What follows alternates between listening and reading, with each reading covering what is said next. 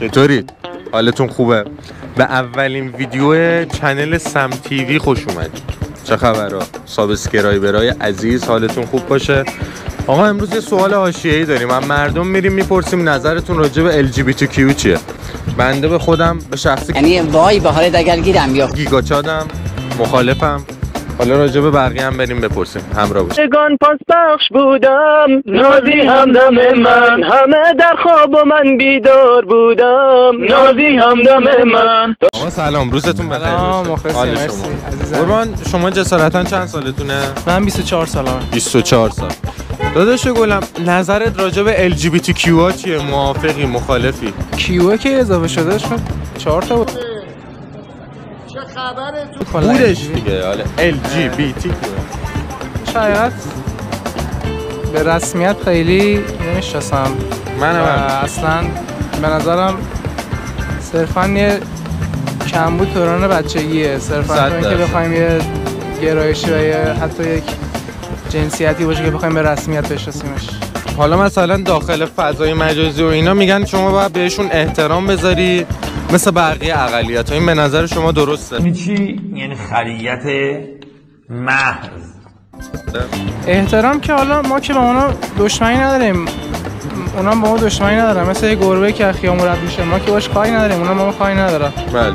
در همین حد دیگه. مثلا چه میدونم یهودی بغل مسیحی رد میشه، ما یک کاری دارن با هم دیگه. ما با LGBT همش. حالا شما جسارتا رفیق یا دوستی رو دارید که این گرایشو داشته باشه؟ آره. خب رابطتون با ایشون چجوریه؟ میترسید ازش چجوریه؟ نه دیگه. خب طرف میدونه که گرایش من مثلا اون سمتی نیست. سمتت نمیاد. نه مثلا دیگه آدم با رفاقت که همیشه مثلا جنسیش نمیکنه که. گرایشی داره، چه میدونم مثلا دوست پسر داره مثلا. منم رفیقشم دیگه در همین حد. خیلی ممنون از سوالت. شما قربونت. بی زحمت اسم سنتون رو میگی؟ پویا 24 ساله. آقا پویا. خب آقا پویا، این سوال امروز اینه، نظرت راجع به LGBTQ همون همجنسگرا چیه؟ اونا هم آدمن دیگه.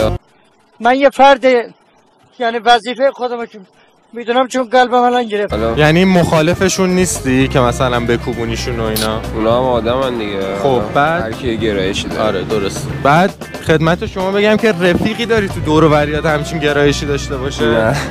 خب خدا رو شکر. حله. دمت گرم عزیز. خوبی؟ قربونه. اسم و سنتون رو بی زحمت میگی؟ من پوریام 23 سالمه. آقا پوریای گل. آقا پوریا، سوال امروز چنل و بچه‌ها اینه که شما نظرتون راجع به LGBTQ ها چیه یا همون همجنسگرا؟ موافقید، مخالفید؟ ببین هر آدمی با یه طرز فکری داره زندگی میکنه. یعنی به نظرم ما به عنوان آدمیزاد، منم دارم سیگار میکشم، به عنوان آدمیزاد بعد به هم دیگه احترام بذاریم. من که خودم این مدلی ام که هر کی با هر طرز فکری که هست در جایگاه خودش احترام گذاشته قائلم و امیدوارم که هر جوری که هست با زندگیش حال کنه. خب بعد شما دوست و رفیقی دارید که همچین گرایشی داشته باشه؟ دوست و رفیق بله دارم. خب بعد رابطتون با ایشون چجوریه؟ مثلا با هم اوکی نیستید؟ آره چرا که نه، باشون در ارتباطم و هیچ مشکلی هم پس اینی که پسرا میگم میترسیم ازشون اینا فیکه؟ به نظر من آخه ترسی وجود نداره راجع به همچین داستانی. تو اگه خودت بدونی خودت چه مدلی دیگه قطعاً میتونی کنار بیای با همه داستانایی که یک شخصه، چون اون مال خودشه، تو هم مال خودتی. کاملا درست. آقا خیلی ممنونم وقتی که گذاشتی. روز خوبی داشته باش. داداش گلم، اسم و سنتو میگی؟ من هاشم هستم، 18 ساله. شما چی دوست؟ سلام. شریف؟ سالار 17. آقا سالار 17. خب دوستان، حالا دونه دونه نظرتون رو بگید. نظرتون راجع به LGBTQ همون همجنسگرا چیه؟ شما بگو. نظری ندارم. چی به من رفتیم تو گل؟ نظری نداری؟ شما چی؟ من نظرم چیزی که نباید باشه، چون حالا اصول جامعه چیزی که از قدیم بوده رو به هم میریزه. بله. چیزی که از اول وجود انسان ها بوده رو به هم میریزه ترتیبش رو. یعنی با این موافقی که کلا دوتا جنسیت هستش؟ بیشتر از اون نی. خب بعد شما رفیق و دوستی دارید که همچین گرایشی داشته باشه؟ نه. شما چی؟ رفیق که دیگه اونا نمیگیم ما. من دودی نیستم، ببخشید. از رفیق جداست. بعد میترسی ازش؟ چجوریه داستان؟ مثلا حرفی ندارن که دیگه. یعنی نمیترسی بیاد پیسشه و کراش بزنه و اینا؟ باید بترسن دیگه. اون که حالشو میکنه. دلت نخواد. نه جواب اینجور آدم رو تعیین کنیم ندیم. لازم. روز خوبی داشتم. خوبی عزیزم. اسم و سن تو بی زحمت میگی به ما؟ من نیما 18 سال. آقا نیمای گل. خب آقا نیما، نظر شما راجع به LGBTQ یا همون همجنسگراها چیه؟ ببین والا LGBT حالا یه سری دید است برای مردم ایران یه خورده بده. حالا مثلا من رفیقم دارم که مثلا اینا رو میبینه مثلا میگه فلان اینا رو باید فلان کنن اینجوری. ولی خب دید منم میگم اونا آدمن دیگه، بالاخره دست خودشون نیستش، گرایششون اینجوریه یعنی. ولی در هر صورت یه خورده غیر عادی ان دیگه. حالا آره آخه خیلی‌ها میگن که یه کمبودی باعث وجود این بیماری هستن. به نظر شما بیماری هست نیست؟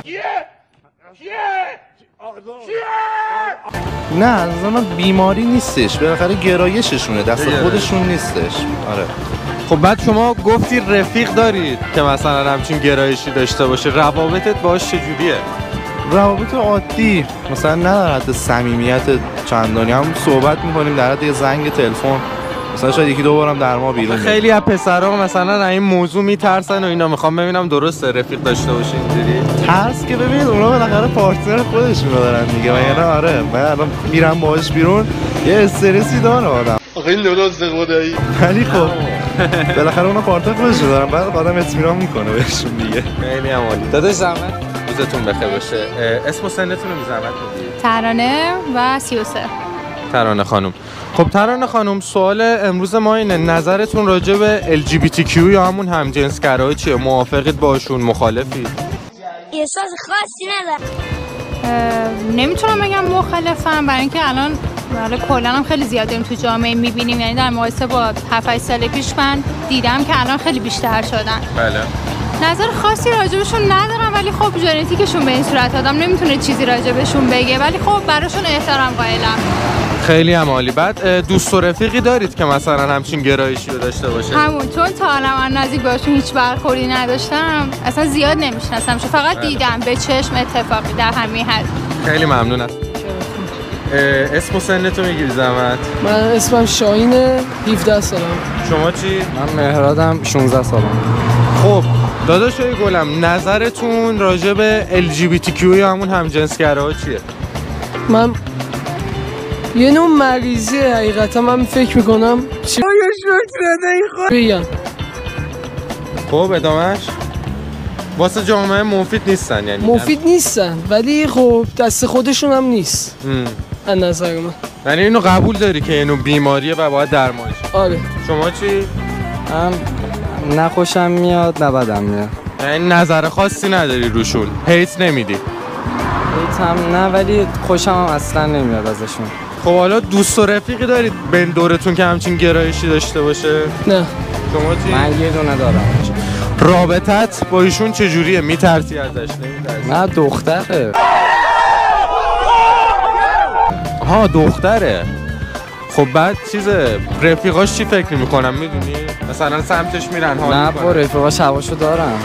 یعنی بین دخترها بیشتر باب این چیز. خیلی اوکی. آقا دمتون گرم. آقا نظر خودت چیه در مورد LGBT ها؟ در مورد LGBT ها نظر خاصی ندارم. برو خدا بسری برم. غلط کردم تو نظر داشته باشی. من واقعیت خیلی حال نمی کنم باشون، چون اکثر بیماری هایی که تو این جامعه به وجود اومده به نظر من اکثر بیماری هایی که حساب هپاتیت و فلان و ایدز و اینا، مثلا که آمار یکی از خبرگزاری آمریکا گفته بود یه آدم عادی تو طول زندگیش با 6 نفر رابطه داره، ولی یه آدم LGBTQ مینیمم 70 نفر. 2000 years. دیگه حالا تصمیم با خودتون. مردا بچه باز خب بچه‌ها خیلی ممنونم که ویدیو رو دیدید. شما هم نظرتون رو داخل کامنت بنویسید. موافق هستید یا نیستید؟ لایک و کامنت و سابسکرایب فراموش نشه. زنگوله رو بزنید. خیلی دوستتون دارم. دوست دارید ویدیوهای بعدی راجع به چی باشه؟ از چی بپرسیم من مردم، اونم حتما بنویسید. پیس.